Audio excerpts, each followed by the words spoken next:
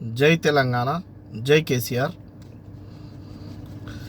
ఇప్పుడే మన కవితక్క గారు, కేసీఆర్ గారి కుమార్తె అయిన కవితక్క గారు కొత్తగా రిలీజ్ చేసిన ప్రీ రిలీజ్ మూవీ ట్రైలర్ని చూసాం.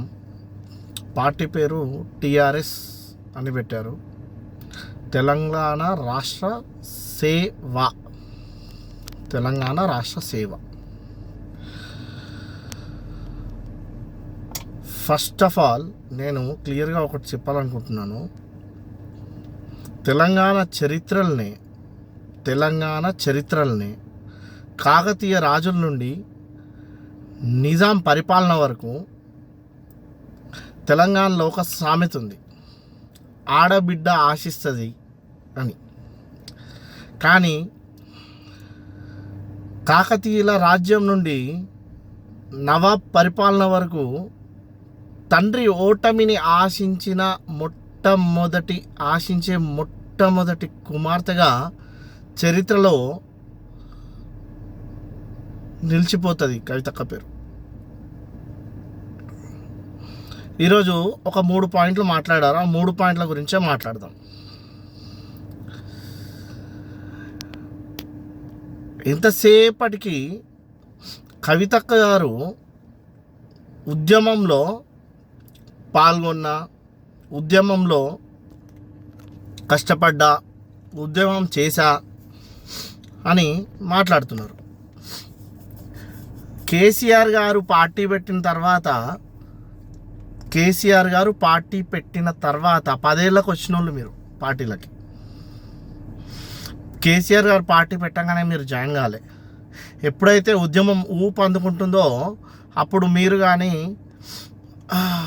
మిగతా వాళ్ళు కానీ తెలంగాణ రాష్ట్ర సమితిని గుర్తించారు, కేసీఆర్ గారి ఉద్యమాన్ని గుర్తించారు. అప్పటి వరకు మీరు ఎక్కడో అమెరికాలో ఉన్నారు. మొదటి పాయింట్, ఉద్యమంలో మీరు పోరాడినాం, రోడ్లెక్కినాం అని మాట్లాడారు. మీరు చేసింది ఒకటి, తెలంగాణ బతుకమ్మ ప్రోగ్రామ్ని హైలైట్ చేసి తెలంగాణ బతుకమ్మని ప్రపంచానికి చూపించారు. దాంట్లో మీరు నెంబర్ 1, మేము ఒప్పుకుంటాం. ఎంతోమంది ఆడపిల్లలు తెలంగాణ ఉద్యమంలో ఎంతోమంది విద్యార్థులు రోడ్డెక్కి లాఠీ దెబ్బలు తిన్నారు, బుల్లెట్ దెబ్బలు తిన్నారు. ఉద్యమకారులు వాళ్ళంతా ఇప్పుడు ఎక్కడెక్కడో వేరే ఉద్యోగాల్లో వాళ్ళు పెళ్ళిళ్ళు చేసుకొని వాళ్ళ లైఫ్ వాళ్ళు లీడ్ చేస్తున్నారు. ఇంతకుముందు వీడియోలో కూడా నేను చెప్పినాను, తెలంగాణ ఉద్యమకారులు అంటే, నిజమైన ఉద్యమకారులు అంటే ఏ పదవి ఆశించని వాళ్ళు మాత్రమే. తెలంగాణ రాష్ట్ర కోసం కొట్లాడి తెలంగాణ రాష్ట్రంలో మంచిగా జీవిస్తున్న వాళ్ళు మాత్రమే ఉద్యమకారులు. పదవులు ఆశించిన వాళ్ళు కాదు. ఎందుకంటే పదవులు శాశ్వతంగా కాదు, తెలంగాణ రాష్ట్రం మాత్రం శాశ్వతంగా నిలిచిపోతుంది. ఓకే, ఇంకో మాట మాట్లాడుతున్నారు, అవినీతి గురించి మాట్లాడుతున్నారు. చంద్రబాబు ఎన్టీఆర్ హయాం నుండి రాజశేఖర్ రెడ్డి హయాం వరకు, అంటే మన ఆంధ్రప్రదేశ్ రాజకీయాల్లో ఒకటి ఉంది, ఎన్టీఆర్ రాజకీయాలు మలుపు తిరిగింది ఆంధ్రప్రదేశ్ తెలుగుదేశం పార్టీతోటి. ఎన్టీఆర్ కాలం నుండి రాజశేఖర్ రెడ్డి చనిపోయే వరకు ఇప్పుడు ఇప్పటి వరకు జైలు మెట్లు ఎక్కని ఏకైక లీడర్ కేసీఆర్.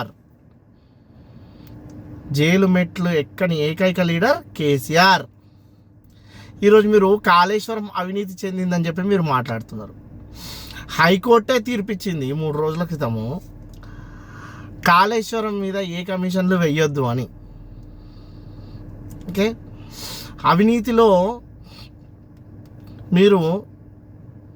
అవినీతి గురించి మీరు మాట్లాడడం చాలా ఆహ్లాదకరంగా ఉంది. ఎందుకంటే ఇప్పుడున్న ముఖ్యమంత్రి ఓటుకు నేటు కేసులో జైలుకు వచ్చిన వాళ్ళు ఇప్పుడు పార్టీ పెట్టిన మీరు ఒక లిక్కర్ స్కామ్ అనే ఒక అభియోగమో అది ఏందో ముద్ర మీద మీరు కూడా జైలు జీవితం గడిపి వచ్చిన వాళ్ళు. మీరు ఇప్పుడు అనుభవిస్తున్న ఆడంబరాలు, మీరు అనుభవిస్తున్న జీవితము, మీరు అనుభవిస్తున్న ఇప్పుడు మీరు పార్టీ పెట్టడానికి మీకు కావాల్సిన ఖర్చు, ఇదంతా సంపాదనకి మీకు పునాది కేసీఆర్. మీ పునాది కేసీఆర్. అంతస్తు మీద అంతస్తు కడతాం, అంతస్తు మీద అంతస్తు కడతాం, 20 అంతస్తులు కడతాం.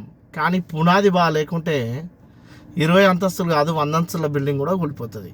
కానీ మీ పునాది కేసీఆర్. అది మర్చిపోయి ఈరోజు కేసీఆర్ గారిని ఎలా పడితే అట్లా ఒక తండ్రిని, సరే పార్టీ నాయకుడు బీఆర్ఎస్ అధ్యక్షుడు అని మర్చిపోండి, సొంత తండ్రిని ఎలా పడితే అలా మాట్లాడుతున్నారు. చాలా బాధాకరంగా ఉంది.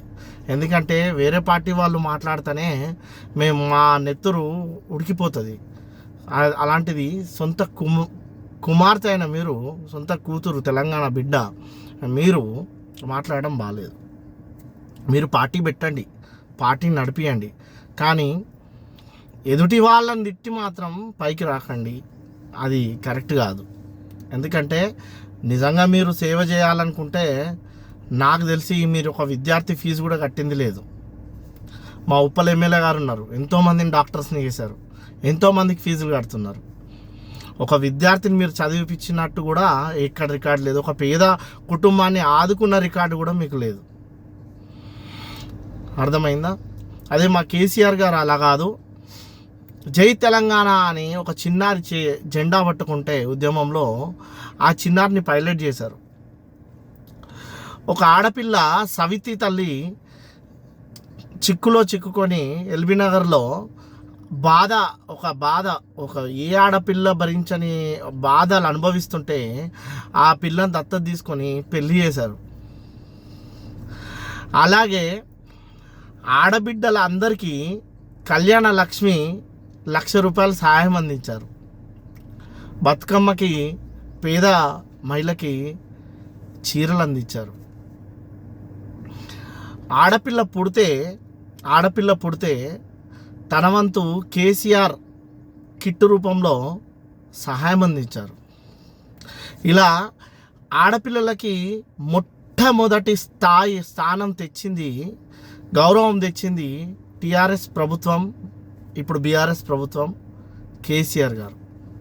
మీకు కూడా పదవులు ఇచ్చింది కేసీఆర్ గారు, మీకు కూడా జన్మనిచ్చింది కేసీఆర్ గారు.